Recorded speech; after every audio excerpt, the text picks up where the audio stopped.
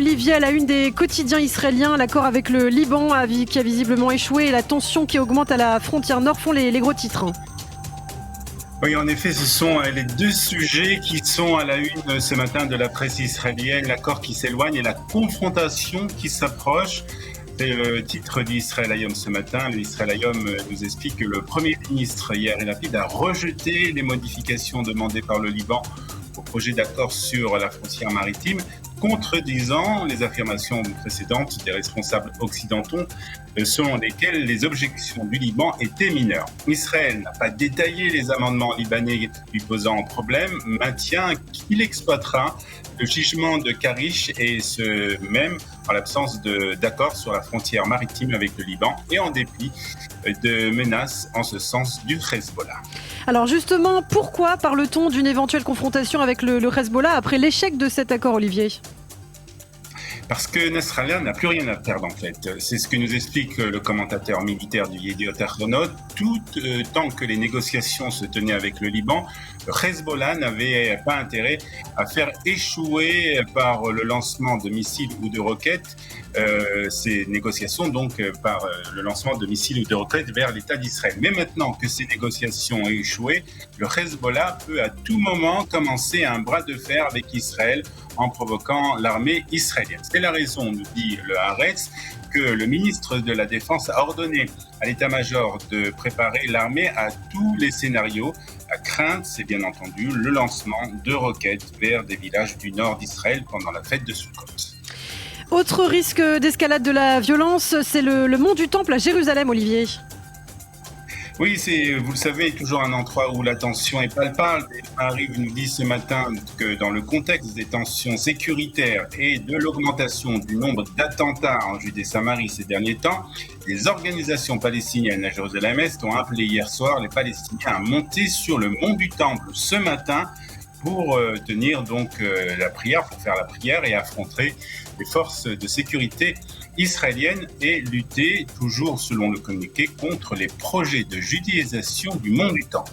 L'agence de presse palestinienne SIAB a rapporté, elle, qu'au cours des derniers jours, des centaines d'Israéliens sont montés sur le mont du Temple à l'occasion de Yom Kippour.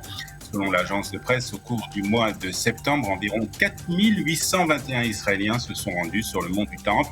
Par ailleurs, toujours selon le Maariv, l'ancien mufti de Jérusalem, le cheikh Akra Zabri, a appelé les nations islamiques et arabes à intensifier leurs efforts, à renforcer leur position et à s'unir pour protéger la mosquée Al-Aqsa et pour protéger les biens religieux sacrés dans la ville de Jérusalem et de la Palestine. Fin de citation, bien entendu.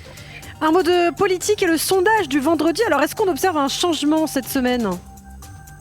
Alors, si on lit le Maariv de ce matin, oui, le bloc de droite dirigé par Netanyahou obtient 61 sièges, 32 pour le Likoud, un peu plus par rapport à la semaine dernière, 14 pour Bezalel Smotrich et la sioniste Datit, un siège de plus aussi pour ce parti. Le reste des partis reste à peu près stable, mais c'est le seul sondage qui donne un léger avantage au bloc de Netanyahou. Tous les sondages publiés cette semaine donnaient un bloc de droite à 60 ou même à 59 sièges, donc pas assez pour former un gouvernement. Par contre, dans aucun sondage publié jusqu'à maintenant, le parti d'Ayelet Shaked passe le seuil d'éligibilité. Dans le reste de l'actualité, la presse revient aussi ce matin sur la mort de ce petit arabe palestinien de 7 ans. Tzahal déclare ne pas être responsable.